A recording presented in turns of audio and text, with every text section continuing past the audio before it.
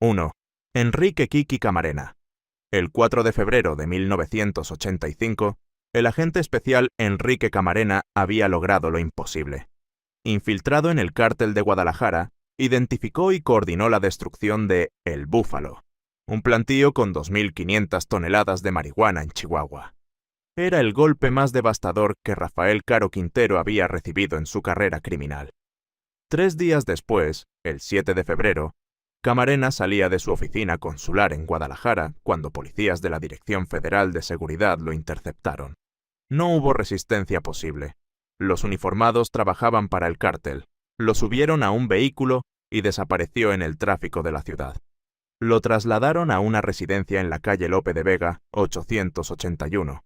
La casa pertenecía a un colaborador del cártel.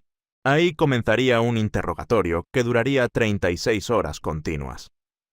Caro Quintero y Ernesto Fonseca Carrillo, conocido como Don Neto, supervisaron personalmente las primeras horas. Querían saber quién había traicionado la ubicación de El Búfalo. Querían nombres de informantes. Querían entender cómo la DEA había penetrado su organización. Los golpes comenzaron de inmediato. Le quebraron las costillas una por una. Le arrancaron varios dientes con pinzas. Le introdujeron objetos contundentes por el recto hasta romper tejido interno. Cada vez que Camarena perdía el conocimiento por el dolor, un médico llamado Humberto Álvarez Machaín lo revivía. Las inyecciones de adrenalina lo mantenían consciente cuando su cuerpo intentaba apagarse. El propósito era claro. La tortura debía prolongarse el mayor tiempo posible. Todo fue grabado en audio. Las cintas capturaron los gritos, las súplicas, las preguntas de los interrogadores. En un momento, la voz de Camarena rogaba que no lastimaran a su familia. La respuesta fue otro golpe. Horas más tarde, cuando ya no quedaba información que extraer, decidieron terminar. Le hicieron múltiples perforaciones en el cráneo. Finalmente, alguien tomó un destornillador Phillips y lo introdujo directamente en su cerebro a través de uno de los agujeros. El 9 de febrero de 1985, Camarena fue declarado muerto. Lo enterraron en un terreno en Michoacán. Cuando su cuerpo fue encontrado semanas después, los forenses descubrieron tierra en el esófago y los pulmones. Había sido enterrado mientras aún respiraba. 2. Hugo Hernández. Enero de 2010. Hugo Hernández, de 36 años, caminaba por una calle de Sonora cuando una camioneta se detuvo junto a él. Varios hombres salieron, lo golpearon y lo arrastraron al interior del vehículo. Hernández era miembro de un cártel rival al de Sinaloa. Eso fue suficiente. Lo trasladaron a territorio controlado por sicarios de Joaquín El Chapo Guzmán. Lo que ocurrió en las horas siguientes solo se conoce por el estado en que apareció su cuerpo. Los sicarios prepararon una motosierra. La encendieron y esperaron. Comenzaron por las extremidades. Le cortaron ambos brazos y ambas piernas mientras, según estimaciones forenses, aún tenía signos vitales. La pérdida de sangre fue masiva, pero el proceso no se detuvo ahí. Le arrancaron la cabeza del torso con la misma herramienta. El último acto fue el más calculado. Le desollaron la cara completa, separando la piel del músculo y el hueso con precisión quirúrgica. Luego tomaron hilo y aguja. Cosieron meticulosamente esa piel facial sobre un balón de fútbol, asegurándose de que los rasgos fueran reconocibles. El 8 de enero de 2010, residentes de Los Mochis, Sinaloa, encontraron 2 contenedores de plástico abandonados en una calle. Dentro estaban el torso y las extremidades de Hernández. A pocos metros, envuelto en una bolsa separada, estaba el balón con su rostro cosido. Una nota acompañaba el hallazgo. «Feliz Año Nuevo, porque este será tu último». El mensaje fue claro para todos los cárteles rivales. No había límite en lo que el cártel de Sinaloa estaba dispuesto a hacer. 3. Israel Rincón Martínez, mayo de 2008. Edgar Guzmán López, hijo de Joaquín El Chapo Guzmán, salía de un centro comercial en Culiacán cuando sicarios del cártel de los Beltrán Leiva abrieron fuego. Más de 500 casquillos fueron encontrados en la escena. Edgar murió junto a otras 2 personas. Entre los gatilleros estaba Israel Rincón Martínez, conocido como El Guacho. Era un operador del cártel rival y acababa de firmar su sentencia de muerte. Guzmán ordenó que lo encontraran. No importaba cuánto tiempo tomara. Meses después, entre 2006 y 2007, el Guacho fue capturado en Durango. Lo llevaron a una casa de seguridad donde esperaban los hijos de El Chapo. Iván Archibaldo, Jesús Alfredo y Ovidio Guzmán estaban ahí para vengar personalmente a su hermano. Comenzaron combates de béisbol. Ovidio lo golpeó repetidamente mientras le preguntaba por qué le hacía la guerra a su padre. Las grabaciones de video, que luego circularían en YouTube, capturaron los gritos y el sonido del aluminio contra hueso. Le sacaron los dientes uno por uno con pinzas. Le cortaron ambas orejas. Cuando el Guacho se desmayaba del dolor, un médico contratado por El Chapo lo revivía con inyecciones. El proceso se repitió durante horas. La instrucción era clara: mantenerlo consciente el mayor tiempo posible. Finalmente, cuando su cuerpo dejó de responder incluso a los estímulos médicos, murió por trauma múltiple. Su cadáver fue abandonado en un paraje de Navolatos, Sinaloa. El video de su tortura terminó siendo usado como evidencia en el juicio contra Joaquín Guzmán en Nueva York, conocido como el juicio del siglo. Testigos cooperantes como Dámaso López Núñez confirmaron que los hijos del Chapo participaron directamente. 4. Víctima anónima del CKITNG, 2020. Un hombre, cuya identidad nunca fue confirmada públicamente, fue capturado por sicarios del cártel Jalisco Nueva Generación. Se presume que pertenecía a un grupo rival, posiblemente los Chapitos, o una facción del cártel de Sinaloa. Lo llevaron a un lugar no identificado y encendieron una cámara. Lo que grabaron superaría todo lo visto hasta ese momento en videos del narco mexicano. El hombre estaba desnudo y atado en el suelo. Un sicario le pisaba la cabeza contra el concreto. Otro sostenía un cuchillo. Sin anestesia, sin preparación, le abrieron el pecho mientras gritaba. La incisión fue profunda y deliberada, cortando a través de costillas y músculo hasta exponer la cavidad torácica. Los órganos quedaron visibles. Mientras la víctima aún respiraba y se retorcía, uno de los sicarios metió la mano y comenzó a extraer los órganos internos. El corazón fue removido mientras aún bombeaba. Lo que siguió fue documentado con claridad en el video. El sicario que había extraído el órgano lo llevó a su boca y comenzó a comerlo frente a la cámara. Sus compañeros se reían, gritaban consignas: «¡Pura gente del Mencho! ¡Somos los Jaliscos! ¡Pura nueva generación!». La víctima murió desangrada minutos después. 5. Miembro anónimo de los Arellano Félix. Entre 2006 y 2007, en el pueblo de Bastantita, Durango, Ismael El Mayo Zambada capturó a un operador del cártel de Tijuana. El hombre era parte de la estructura de los hermanos Arellano Félix, enemigos históricos del cártel de Sinaloa. Zambada no lo ejecutó de inmediato. Lo entregó personalmente a Joaquín El Chapo Guzmán, quien decidió encargarse del asunto por sí mismo. Guzmán ordenó que colgaran al hombre en un gallinero. Lo ataron de pies y cabeza, suspendido boca abajo durante varios días. No recibió agua ni comida. El calor de Durango y la posición invertida aceleraron su deterioro. Testigos que estuvieron presentes declararon años después que el olor era insoportable. Apestaba. Estaba podrido.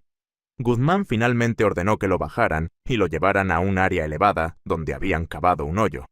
El hombre, aún atado de pies y manos, fue colocado junto al agujero. Temblaba.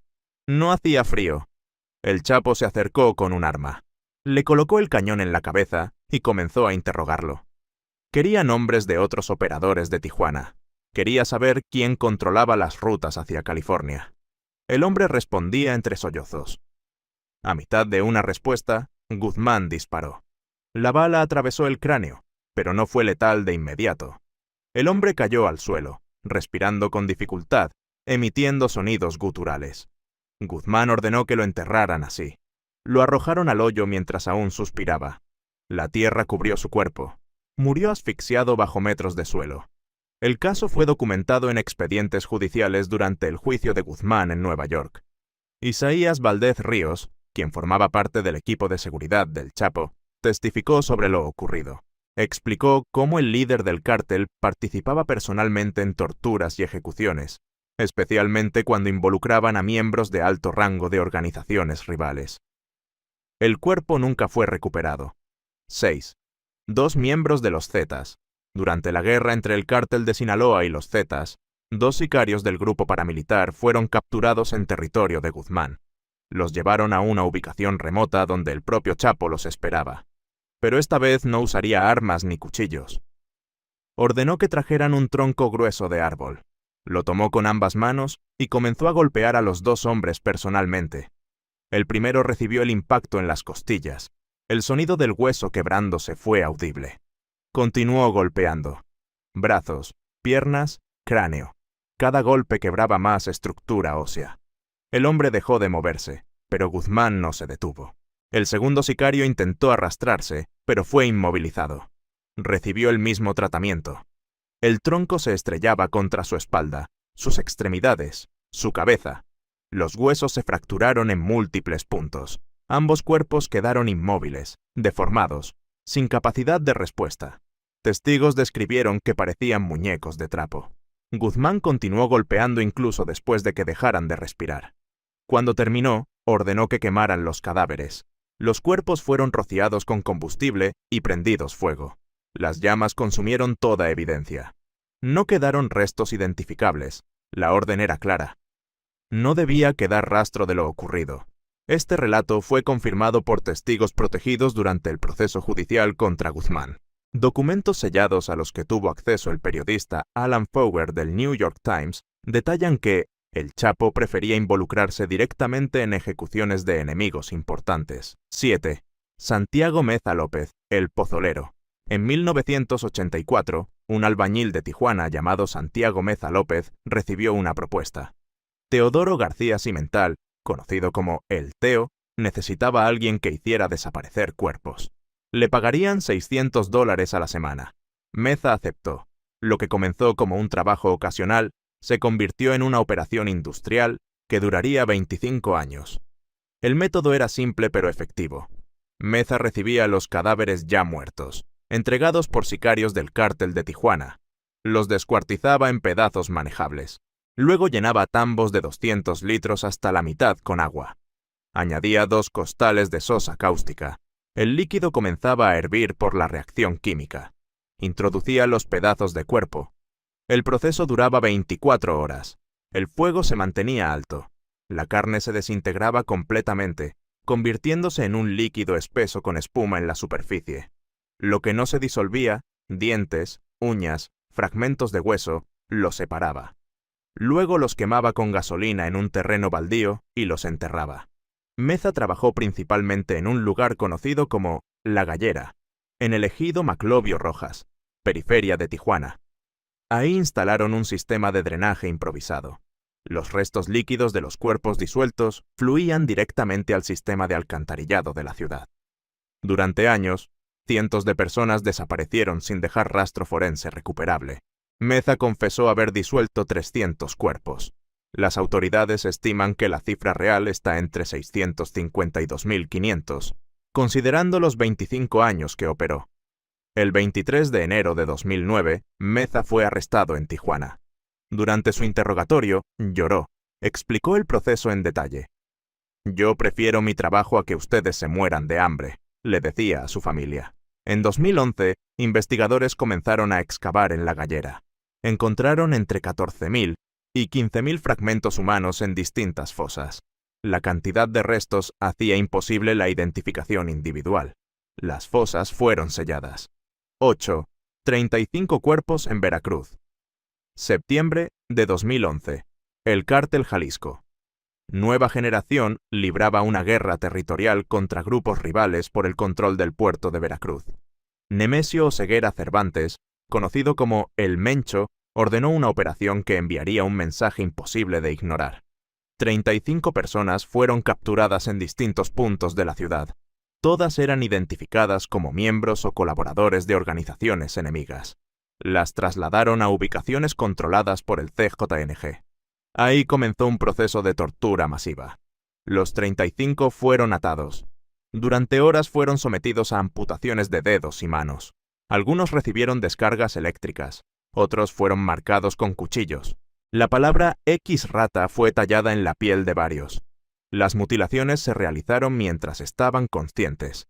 El propósito no era obtener información, era crear terror visual. Cuando terminaron, los 35 cadáveres fueron cargados en vehículos. El 8 de septiembre de 2011, en plena hora punta, fueron arrojados simultáneamente en diferentes puntos del Boulevard Industrial de Veracruz. 6 cuerpos fueron colgados de un puente vehicular. El resto quedó esparcido en la avenida principal. Narcomantas firmadas por el CJTNG amenazaban a los Viagras y otros grupos rivales. La población civil quedó paralizada. El tráfico se detuvo. Las imágenes circularon en medios nacionales e internacionales en cuestión de horas. El gobierno de Estados Unidos respondió catalogando oficialmente al CJTNG como organización narcoterrorista.